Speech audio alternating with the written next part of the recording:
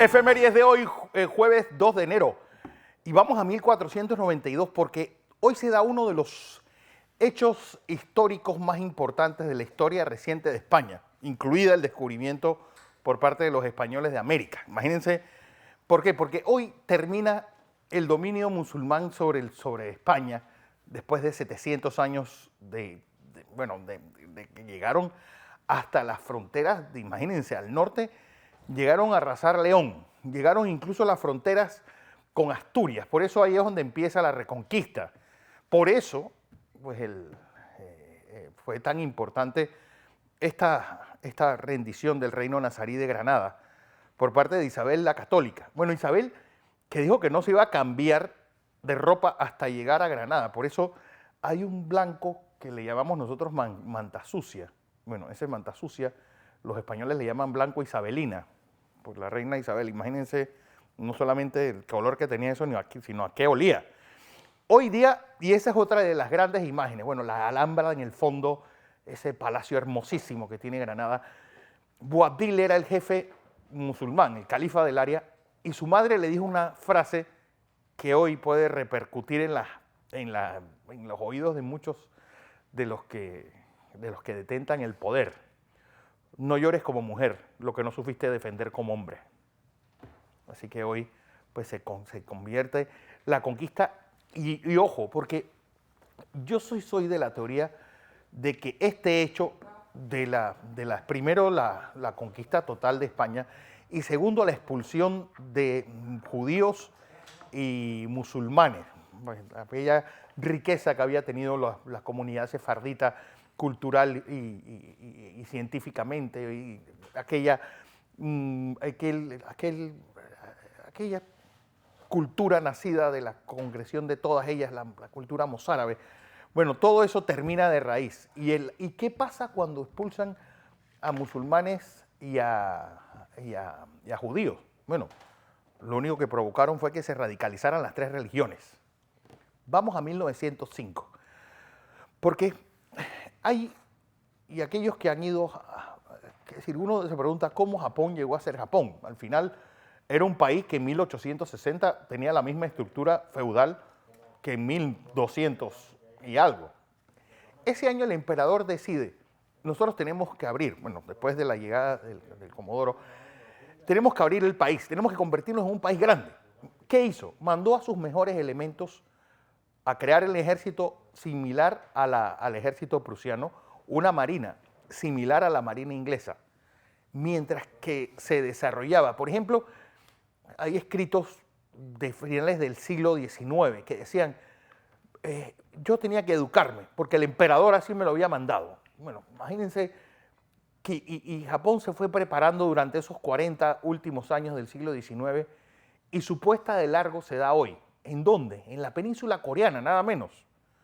Puerto Arturo, una especie de enclave ruso en la península coreana, que no olvidemos que desde unos años antes, porque todo el mundo olvida que Japón y China fueron una guerra en la década de los 90 del siglo XIX, y la ganó Japón.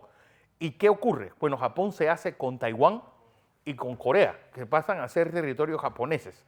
Bueno, los rusos quisieron tirárselas de listo pensando de que este era el mismo reino feudal lleno de samuráis, gente con espada. Bueno, ahí los encontraron en ese lugar, Puerto Arturo, que marca también un antes y un después en la historia rusa. No se olviden que el famoso acorazado Potemkin, aquel pues icono de la lucha de clases y de la lucha soviética llevada al cine por ese genio llamado Sergei Eisenstein. Bueno, esa rebelión se da porque esos marinos los estaban mandando al otro lado del mundo a pelear a Puerto Arturo en una guerra que estaba perdida.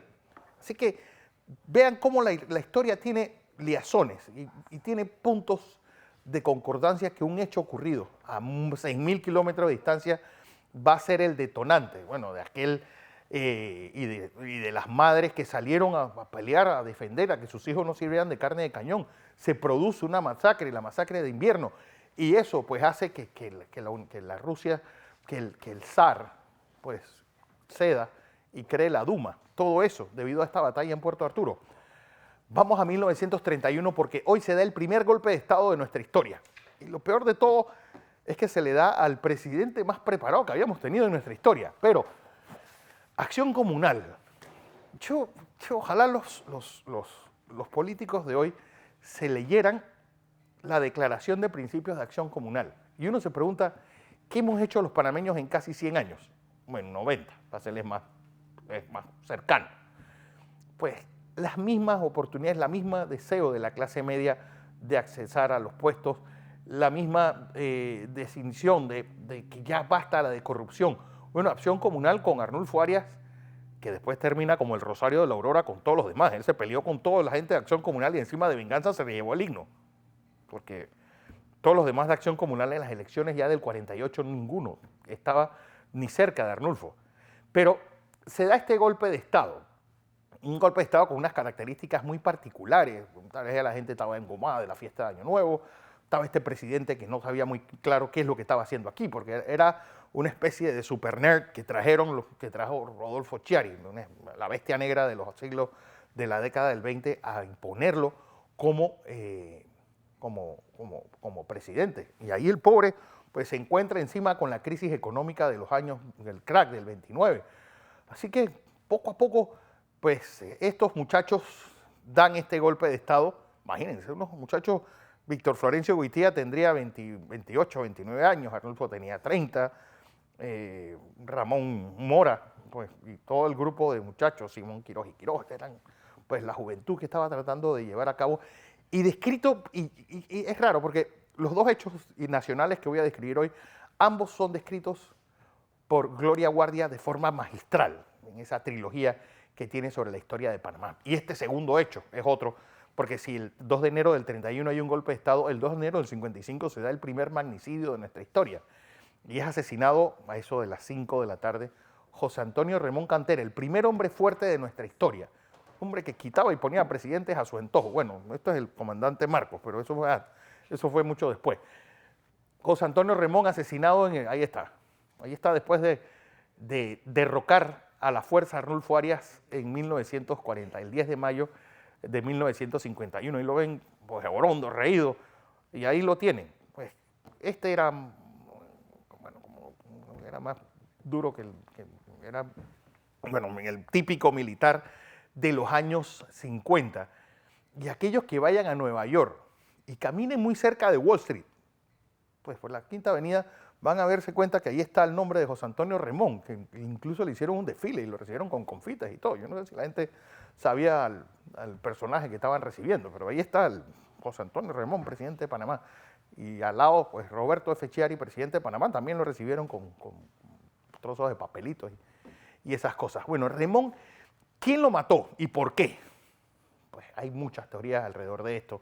Esta teoría presentada por Gloria Guardia fue realmente una vendetta por parte de la mafia, Mayer Latsky, detrás. Fue, pues, un símbolo de los tiempos, de aquellos tiempos tan convulsos que, bueno, y lo que salió después con Rubén Miró y con pues, el pobre Juan Antonio Guisado, que escribió un libro sobre el misterioso asesinato del presidente Remón, que también vale la pena leerlo. Cuando a ti te cogen de cabeza de turco y te meten del Chirola en la cárcel, y ese libro de Guisado es casi es lo más cerca al juicio de Kafka, porque el tipo estaba preso y no sabía ni por qué.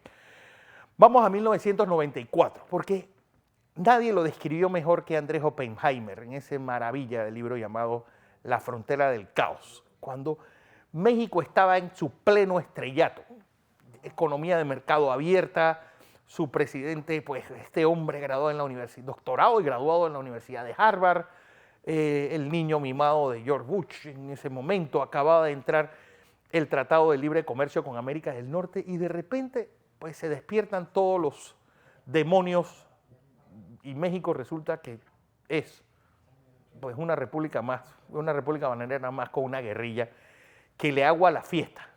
Y él lo describe cómo estaban celebrando esa noche vieja y de repente, pues en pleno baile dicen, acaba de levantarse una guerrilla en Chiapas.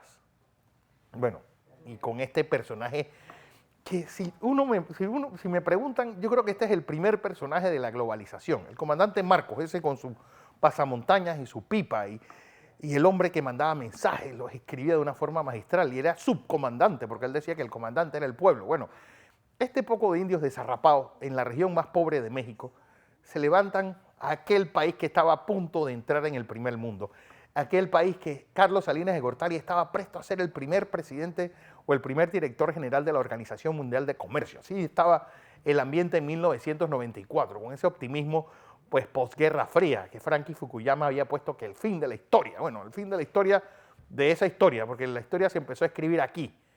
Y México despierta pues con un movimiento guerrillero que, por cierto, no solamente el presidente Cedillo no pudo fraguarla, sino que Vicente Fox, que decía que él en 15 minutos resolvía el problema chapaneco, pues no le bastó, parece que no le alcanzaron ni 6 años. Y ahí está. La pregunta es, ¿las condiciones en Chiapas siguen estando mejor o peor de lo que estaban en aquel 1 de enero de 1994?